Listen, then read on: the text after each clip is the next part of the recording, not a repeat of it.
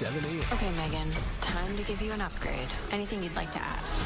I want to be stronger, faster, and while you're at it, make me taller. All right, meat sacks, let's get to work. A popular killer robot is getting an upgrade in theaters this weekend. M3GAN 2.0 is being released on the big screen today, highlighting the fascinating, sometimes frightening side of robotics. Joining us to share some more on the practical side of the robotics world this morning is Adam Shaw and Luke LaPanta from the Savage-based Maverick drone systems. You have brought with you guys some really interesting robots. Good morning. Yeah. Good morning, guys. Good morning. Good morning. Welcome in. Welcome to the dogs. Why don't you first just introduce us to who you brought today? Yeah, so we got the Light 3 here. This is one of our smaller inspection robots. And then we have, obviously, the X30 Pro, which is a lot bigger, tailored towards fire rescue, search and rescue, police and law enforcement operations. That's your go-to if you're doing stuff like that. It can carry a ton of weight. It's really cool. Obviously, as you can see, they move pretty freely. We have people controlling them off camera, so this is not AI. They are being controlled with the controller, so yeah. Yeah, and of course, we just saw like that movie trailer there.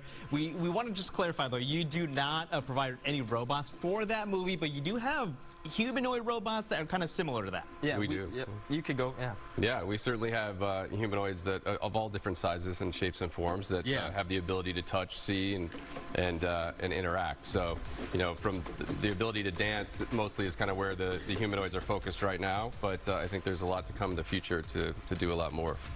Oh, is it waving at us? Besides being... Give it a little shake. Give it a little, yeah. Can you sit? Oh. Can you shake? It shake.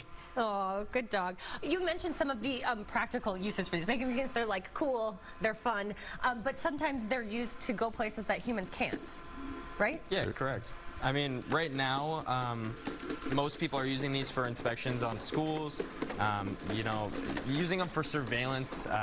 Schools would use them, police, law enforcement. But right now, like, obviously, these are kind of in their early stages. You really have to get a programmer, somebody that knows what they're doing in order to make these really, really useful in day-to-day work. And they're just kind of fun. Look at that. That is amazing how they can move. And looking at this, I was thinking earlier, this is very kind of Tony Stark-ish, kind of Iron Man-ish. How similar is this to some of the things that we may see in movies? Yeah, I think you'll see a lot of these in movies.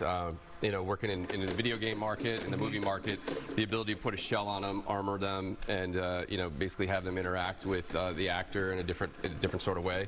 The sky's the limit on what you can do with the dogs. Yeah. Amazing. It's so cool seeing what they are able to do. We got another backflip there. Maybe they can give us one more before we head over to weather.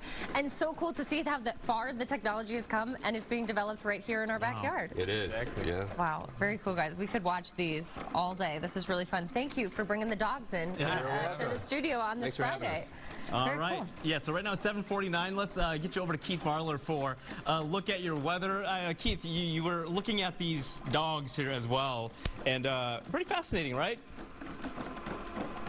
No? No? Keith's a little scared. He's like, ugh. That one's looking at me. That's so